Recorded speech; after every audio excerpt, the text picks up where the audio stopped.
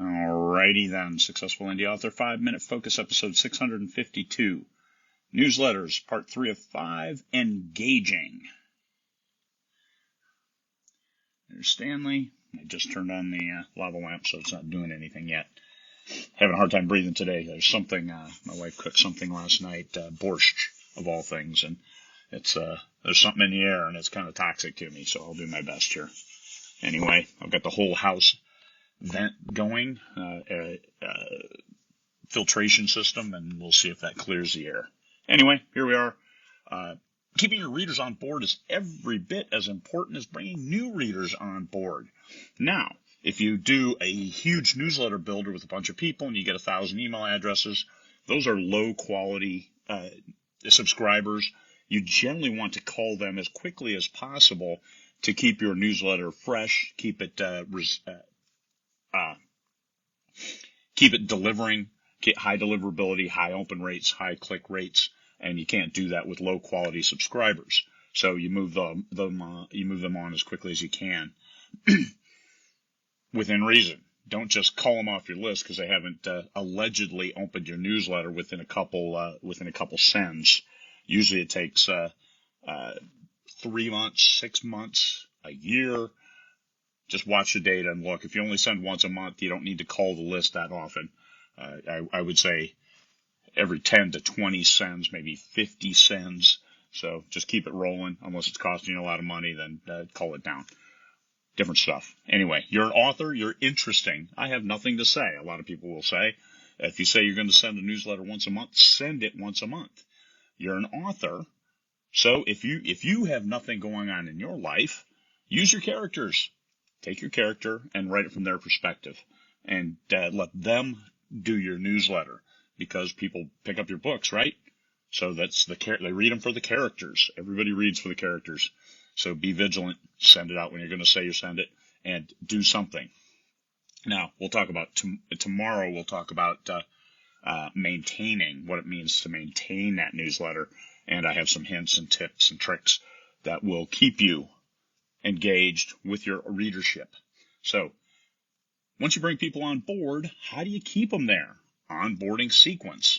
You send a sequence of, you can automate this, which is the cool part of having a newsletter subscriber. You automate it. They come on board, the email goes into your system, and they immediately get an email saying, hey, thank you for coming on board. You joined because of this.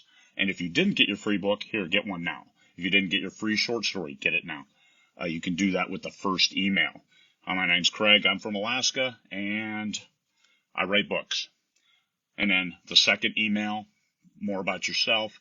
For me, I have a 5-email onboarding sequence with 3 days in between each email, and I give something away, at least one thing away, each email. The first one, I make sure they get the free book, but then I also add in a short story. Second one, third, fourth, fifth, short stories for all those. I add an audiobook in one of them.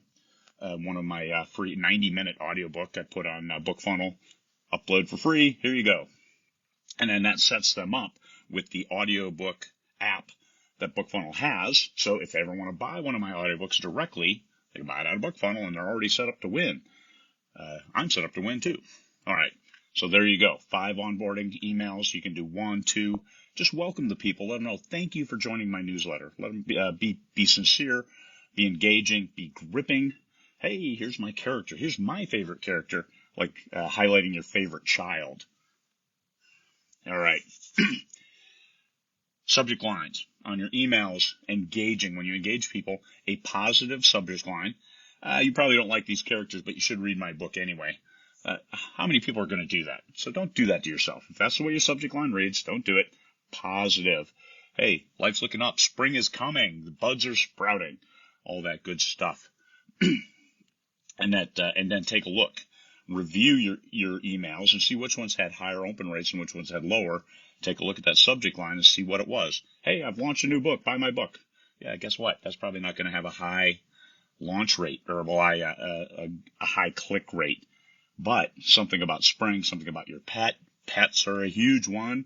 Be engaging. Use your pets. Yeah, pimp out your dog, because people love dogs. People love cats. Be engaging. Keep them on board.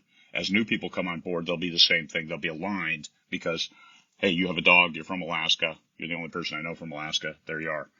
So I do a lot of that kind of stuff. I share pictures of moose in the driveway this past week. So that's going out. Tomorrow is a newsletter with Stanley watching the moose. So pets and wild animals, it's a double win. And the best deliverability is written like an email you're writing to a friend. I got this from the CEO of SendFox, and he said, short, personal, one picture, maybe one link. That's it. So the shorter you can do it, I am physically incapable of only including one picture or only including one link. So I've tested this with shorter emails, and it works.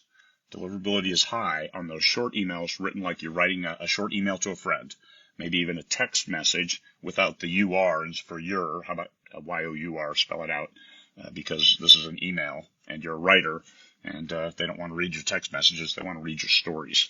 All right. Hopefully that helps. Engaging. Keep those readers on board, and once people join your list, welcome them aboard and keep them on board. So get them new ones on, keep the old ones. Everybody wins. Peace, fellow humans.